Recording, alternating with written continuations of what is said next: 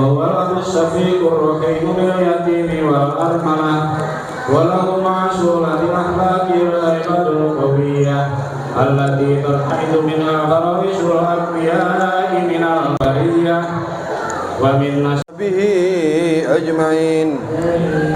ولما انضم الفكر من ضلال الأوصاف المحمدية عقودا توجهت إلى الله متوسلا بسيدي وحبيبي محمد صلى الله عليه وسلم أن يجعل سعي مشكورا وفعل فيه محمودا، وأن يكتب عملي في الأعمال المقبولة وتوجهي في التوجهات الخالصة والصلات الموصولة.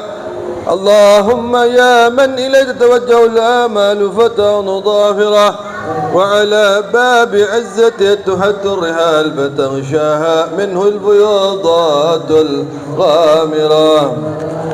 نتوجه إليك بأشرف الوسائل لديك سيد المرسلين عبدك الصادق الأمين سيدنا محمد الذي أمت رسالة العالمين، أن تصليات السلمة الكذات الكاملة مستودع أمانة بالأخبار المحبوب لك والمغصب بالشرف الأفخار في كل من موطن مواقف مظهر كاثم من ذلك في عبادك وساقي كرش رشادك لأهد ودادك هد الكونين واشرف الثقلين العبد المحبوب الخالص المخصوص منك بأجل الخصائص.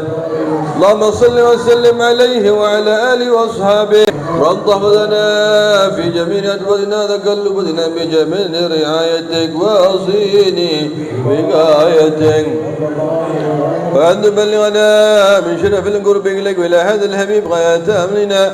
تقبل منا ما ادخرنا فيه من نياتنا وأعمالنا، وضجعنا في عطرة الحد الحبيب من الحاضرين وفي طرائق اتباع من السالكين ولحقك وحق من المعدين ولأهدك من الحافظين.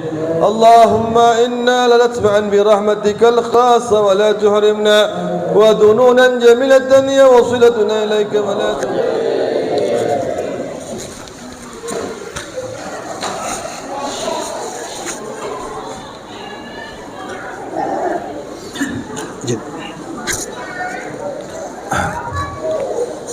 بسم الله الرحمن الرحيم. السلام عليكم ورحمة الله وبركاته.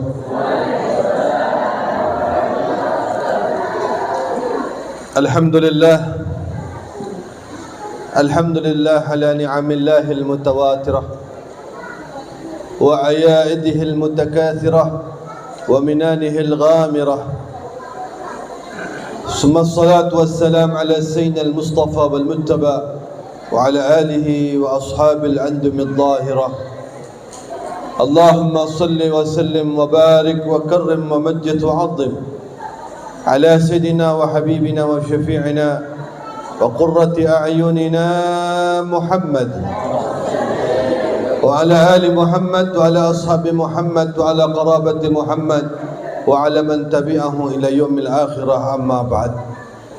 Segenap para hadirin wal hadirat, kaum muslimin wal muslimat, para pengharap rahmat Allah Subhanahu wa taala, para pecinta-pecinta Rasulullah sallallahu alaihi wasallam, para pemburu keberkahan serta rahmat Allah Subhanahu wa taala, seluruh jamaah Masjid Darussalam yang semoga keberadaan kita semua pada hari ini mampu mengundang keridhaan Allah Subhanahu wa taala. Bapak Ibu yang berbahagia, alhamdulillah peringatan Maulidin Nabi sallallahu alaihi wasallam ini digelar di Masjid Darussalam, diawali dengan pembacaan tawasul doa-doa yang dihadiahkan kepada Nabi Muhammad, para sahabat dan para leluhur-leluhur yang ada.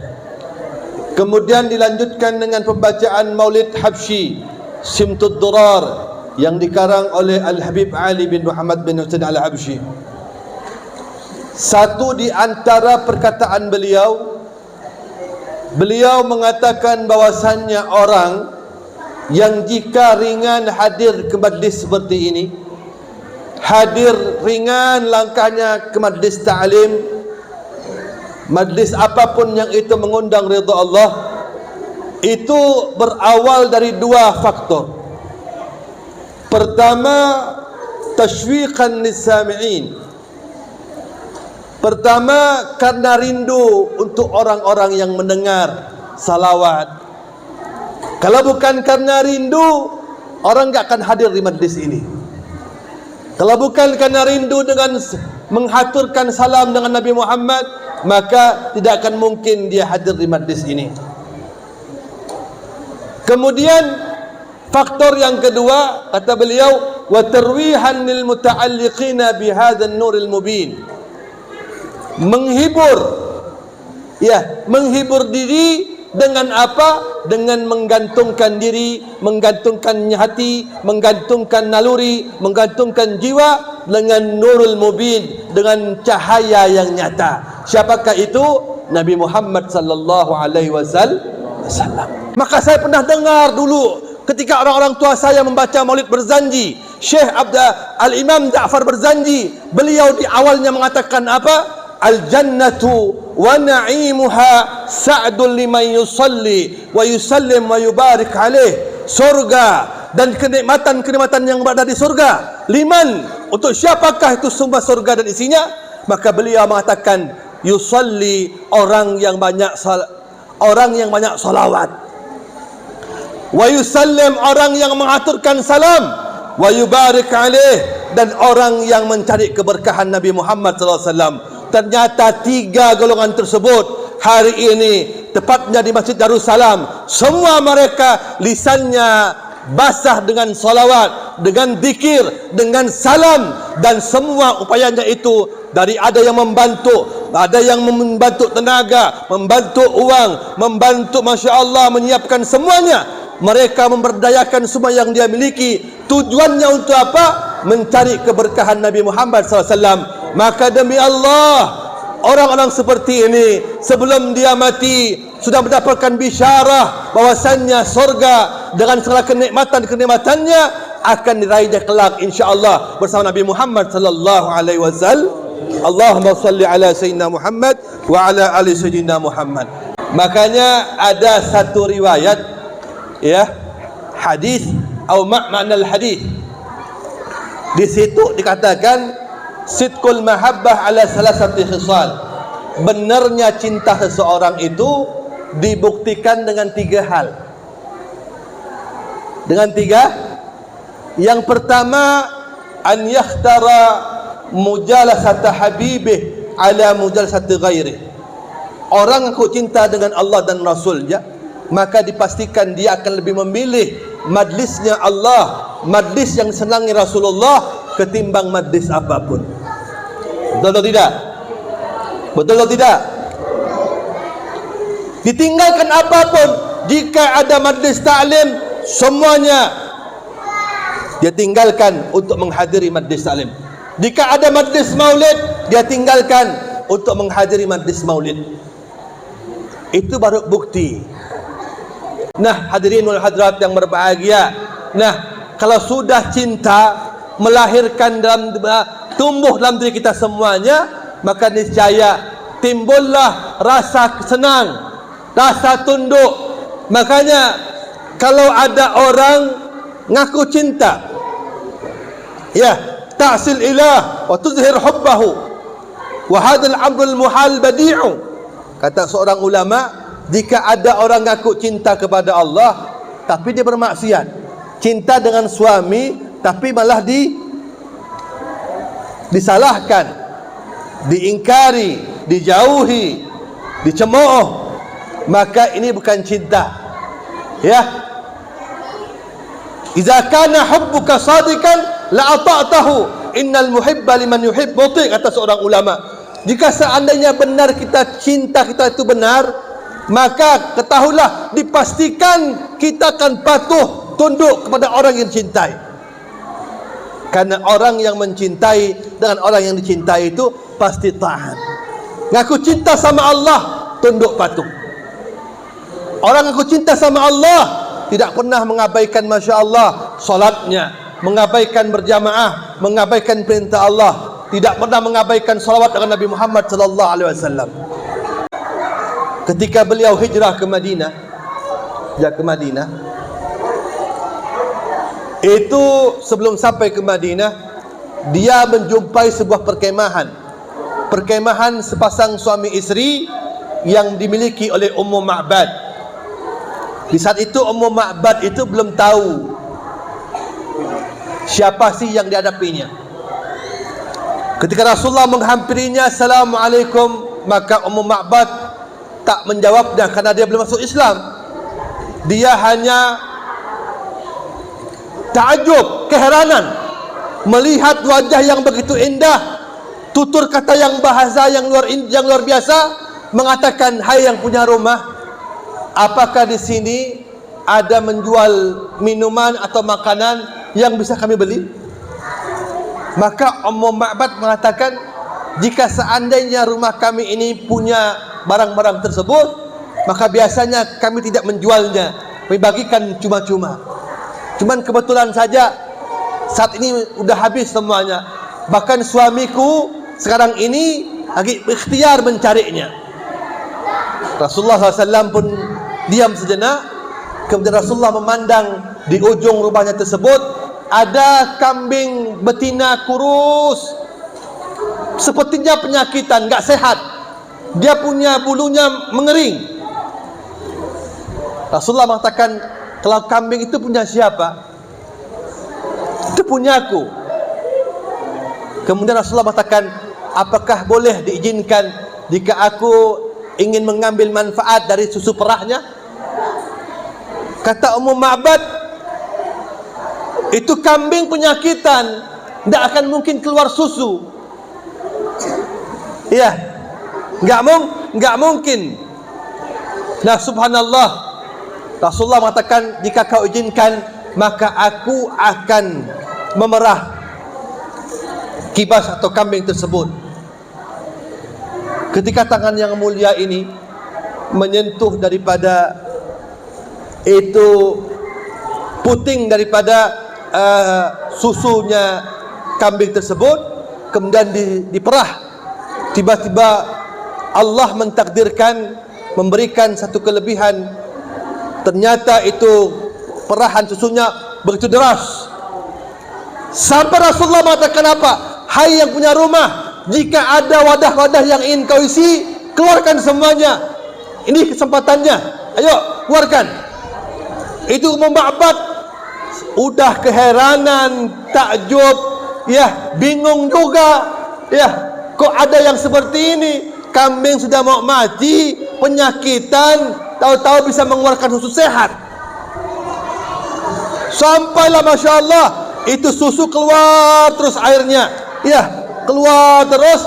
Terakhir sudah selesai semuanya. Rasulullah mengambil sedikit kebutuhannya untuk menyambung perjalanannya hijrah ke Madinah. Makanya di antara hadis yang menerangkan begitu banyak daripada perihal fisik Nabi, di antaranya hadis yang diriwayatkan oleh Ummu Ma'bad yang saat itu masih belum Islam. Bahkan dulu ada seorang penyair itu namanya Hasan bin Sabit. Ini penyair bayaran. Saking hebatnya Pak Bu, ya, jika dia itu melihat sesuatu langsung keluar syair, indah syairnya. Maka kebetulan saat itu dia digunakan oleh orang-orang kafir Quraisy untuk membuat syair. Dengan syair tersebut agar menoreh luka di hati Nabi Muhammad SAW.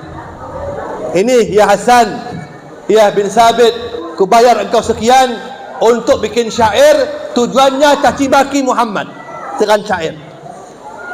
Baik kalau begitu, cuman kata beliau, imajinasiku ini tidak keluar kecuali kalau aku bersyair, orang yang akan kutuju itu ada, orangnya ada, maka dengan itu keluar dengan sendirinya. Baik kalau begitu, nanti aku undang Muhammad, kata orang kafir ini. Diundang. Begitu diundang di hadapan Hasan bin Sabit, dia ini dibayar untuk mencaci maki daripada Nabi Muhammad. Tiba-tiba spontanitas, jiwa seninya itu keluar, langsung mengatakan apa? Wa ajmalul minka lam taragattu ainin wa ahsanu minka lam talidin nisa'u khuliqta mubarra'an min kulli aibin ka'annaka qad khuliqta kama tasha'u. Apa kata beliau? Oh, yang paling indah yang pernah aku jumpai, tidak ada satupun keindahannya melebihi keindahan wajahmu. Bahkan yang paling elok rupanya, yang dilahirkan oleh wanita-wanita yang ada, belum pernah ku jumpai yang lebih indah daripada wajahmu. Khuliqta mubarra'an min kulli aibin, engkau diciptakan seakan-akan bersih dari segala celah dan aib. Ka'annaka qad khuliqta kama tasha'u, seakan-akan, kata beliau, wahai Muhammad, seakan-akan engkau itu terciptakan itu menurut pesananmu, ya, menurut keinginanmu. Saking Masya Allahnya, ya, Hasan bin Sabit lupa dengan bayaran, yang akhirnya itulah awal beliau mendapatkan hidayah dari Allah Subhanahu wa taala, yang akhirnya masuk Islam, menjadi penyairnya daripada orang-orang muslim, penyairnya Nabi Muhammad sallallahu alaihi wasallam. Nabi sallallahu alaihi wasallam, walaupun beliau tersebut, ya, kana khuluhul Quran wa shimatuhul ghufran, yansahu lil insan wa yafsahu fil ihsan wa ya'fu an dhanbi idza kana fi haqqihi wa sababihi wa idza dhiyya haqqullah lam yaqum ahadun li ghadabihi. Ia Nabi itu pemaaf. Ia Nabi itu berdakwah dengan lemah lembut. Ia Nabi itu juga punya keluhuran akhlak yang sempurna, sehingga tidak ada satupun orang yang benci beliau, yang menyakiti beliau, dia balas dengan kebencian, dia balas dengan kezaliman. Tapi semua orang-orang yang mencaci beliau, menzalimi beliau, dia sambut hangat dengan senyuman, dengan balasan akhlak yang luar biasa. Itu Nabi.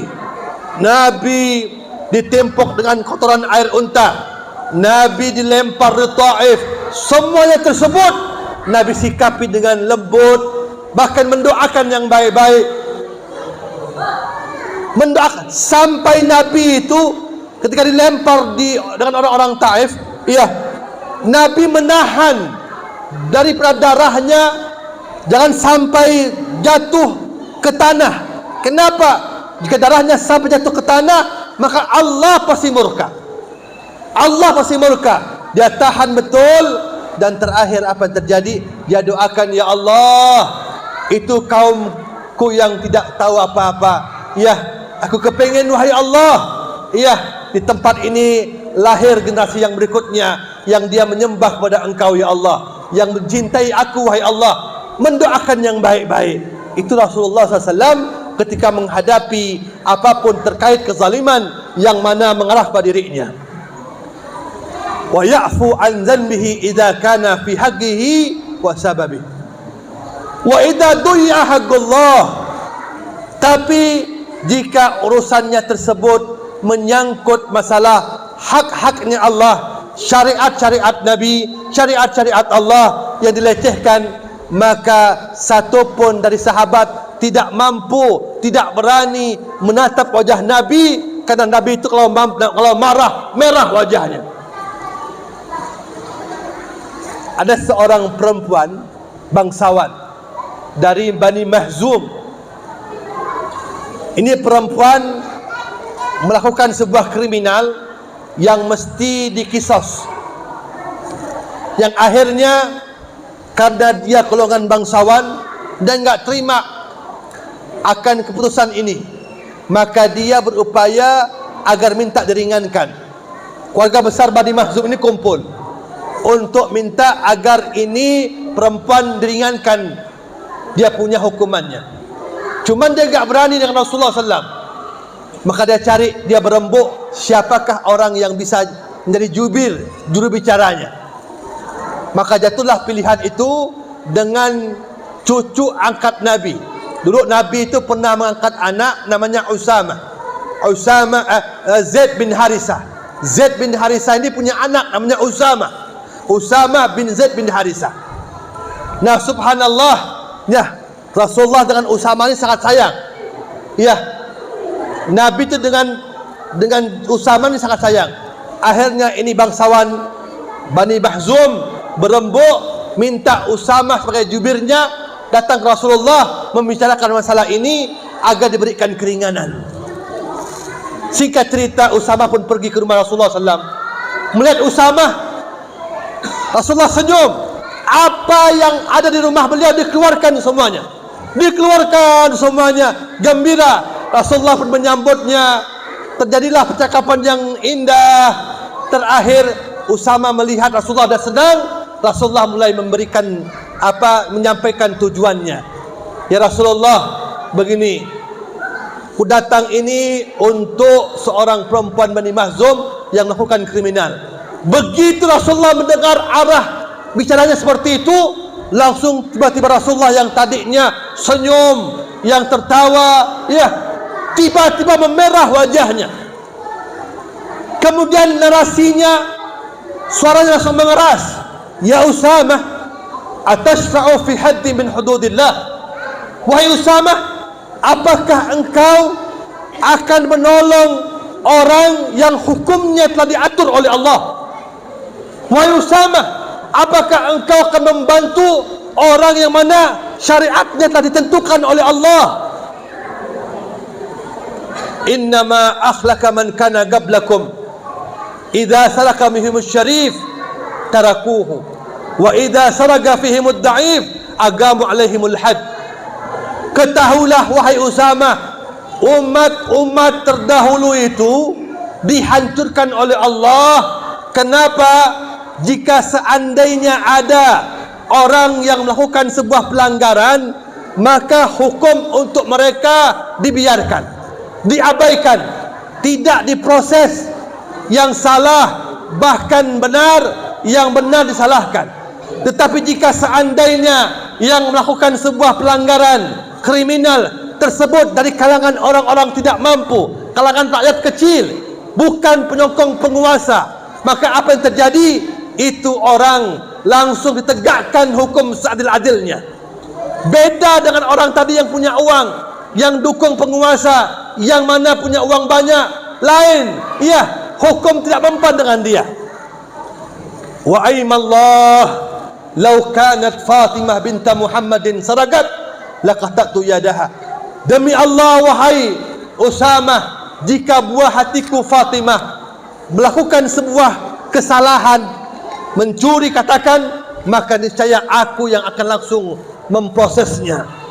Itu ketegasan Nabi Muhammad sallallahu alaihi wasallam. Nah, pada hari ini sebelum saya akhiri daripada majlis yang mulia ini, beberapa kisah-kisah yang tadi ini mengambil sebuah pelajaran.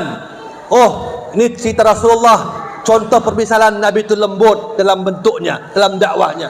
Tapi Nabi juga Masya Allah punya ketegasan dalam perjuangannya bernahi mungkar. Ini merupakan satu contoh dalam kehidupan. Iya, kadang kita perlu sabar, kadang kita perlu yang namanya itu menahan diri, kadang juga kita mesti keras. Tujuannya apa? Tujuannya tersebut untuk mendapatkan ridha Allah Subhanahu wa taala. Makanya Nabi Muhammad ini, ya, umat Nabi Muhammad ini dipuji oleh Allah dengan dua hal. Kuntum khaira ummatin ukhrijat linnas. Kalian adalah umat yang paling baik-baiknya umat yang telah kukeluarkan. Kenapa baik? Ta'muruna bil ma'ruf wa tanhauna 'anil munkar. Berbuat ma'ruf dan mencegah pada kemungkaran. Mudah-mudahan insyaallah dari apa yang disampaikan pada saat ini insyaallah diridai oleh Allah Subhanahu wa taala. Dan sebelum saya akhiri, saya mohon doa. Ya, saya mohon doa. Dalam beberapa tahun ini kita membuat sebuah wadah pendidikan pesantren di Mega Timur. Alhamdulillah sekarang kurang lebih 100 santri yang ada laki-laki dan perempuan. Saya mohon doa dan semua jamaah di sini agar santri-santri kita semuanya anak didik kita mendapatkan ilmu yang bermanfaat, sehingga mereka semua jadi anak yang saleh, salihat, berguna untuk bangsa, agama, dan membanggakan kedua orang tuanya. Dan mudah-mudahan juga anak bapak ibu semuanya juga jadi anak yang saleh salihat berkat Nabi Muhammad sallallahu alaihi wasallam. Lebih kurangnya saya mohon maaf. Terima kasih atas segenap kepanitiaan, khususnya segenap kepengurusan masjid Darussalam. Mudah-mudahan Allah pertemukan kita kembali dalam keadaan inayah Allah Subhanahu wa taala. Billahi taufiq wal hidayah wal ridha wal inayah. Wassalamualaikum warahmatullahi wabarakatuh. Waalaikumsalam warahmatullahi wabarakatuh.